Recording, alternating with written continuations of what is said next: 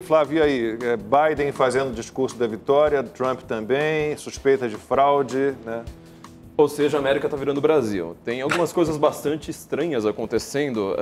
Amanda tinha falado, né, que não há evidências. Eu tomaria cuidado com a palavra evidência, né? Engraçado que evidence em inglês significa prova, não significa evidência.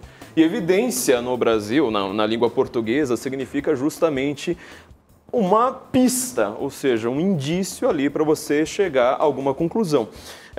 Temos algumas evidências, na verdade, bem chocantes, né? O caso que a gente estava comentando aqui é o de Michigan, por exemplo. Não teve...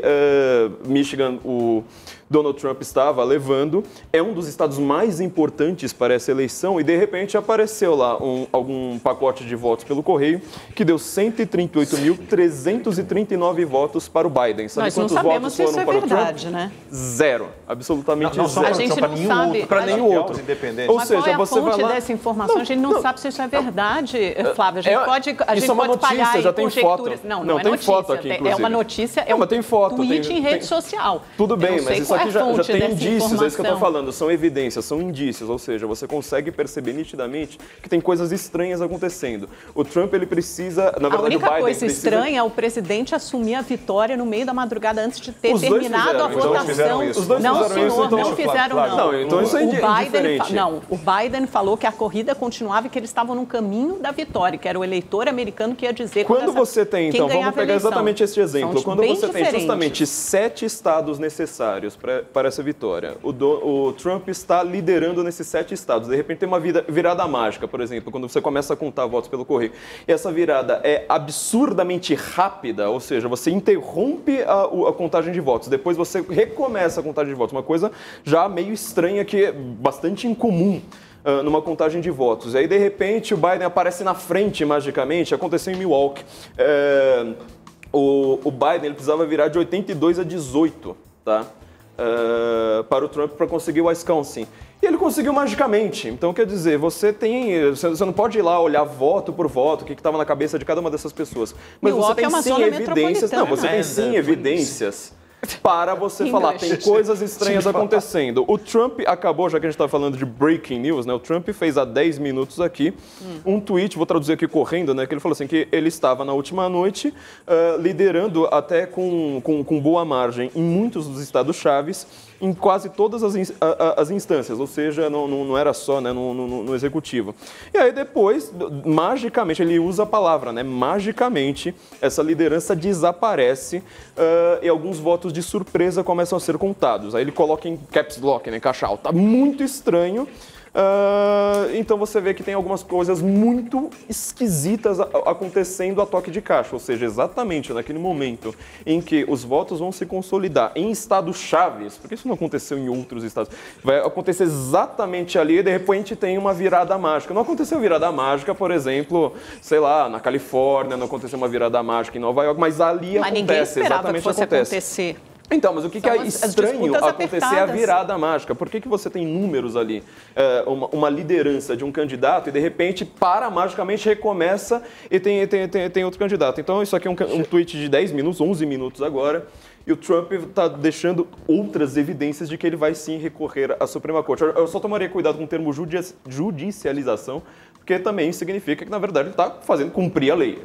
Basicamente isso. Acho que a Ana pediu a palavra, depois o Silvio fala. Ana. Uma coisa sobre a Pensilvânia, essa semana nós tivemos uma declaração do procurador geral ali da Pensilvânia, que foi no mínimo muito estranha, que no meio da semana ele disse, olha, não adianta aqui na Pensilvânia, qualquer contagem de votos na Pensilvânia, Donald Trump vai perder.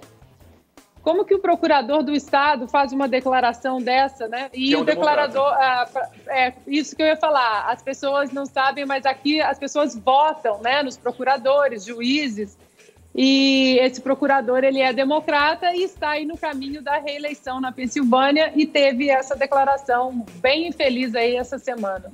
Silvio. Deixa eu trazer uma questão aqui para os nossos analistas, então, Ana, para você, para o Flávio. O que mudaria, para quem está nos assistindo aqui no Brasil, né? O que mudaria para o nosso país uma troca de guarda, né? Todo mundo sabe do alinhamento do Trump com o presidente Jair Bolsonaro, mas o Joe Biden tem aquele discurso de que a Amazônia não é do Brasil, não é, que a Amazônia é do mundo. Nós temos a custódia só. Nós temos a custódia da Amazônia, entre outras babuzeiras que ele costuma dizer. Mas o que você acha que mudaria para nós? Olha, Silvio, eu acho que depende muito. A gente vê hoje aqui nos Estados Unidos o Partido Democrata, ele foi aquele partido antigo de John Kennedy, né, JFK, ele praticamente não existe mais. Eu acho que até, por incrível que pareça, ali com o Obama começou a mudar, mas até com Hillary Clinton era um partido que tinha os seus moderados ali dentro. Hoje a gente não vê mais isso. Hoje o Partido Democrata foi totalmente sequestrado por uma ala radical dentro do partido, que eu consideraria aí quase um PSOL.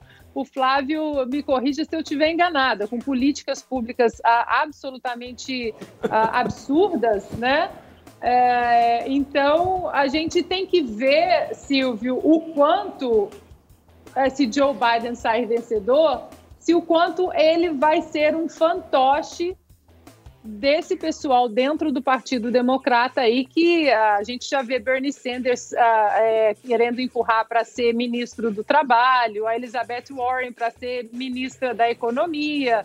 Então, a boa notícia disso tudo, enquanto vocês estavam conversando aí, é que mesmo se Joe Biden vencer, os democratas, né, já estão com a Câmara, eles conseguiram manter a maioria na Câmara, os republicanos, eles fecharam o Senado, tomaram o Senado ali, continuaram com a maioria no Senado, e isso impede exatamente que qualquer política radical passada pela Câmara e com a presidência democrata, ela siga o seu caminho com o Senado aí continuando com maioria republicana.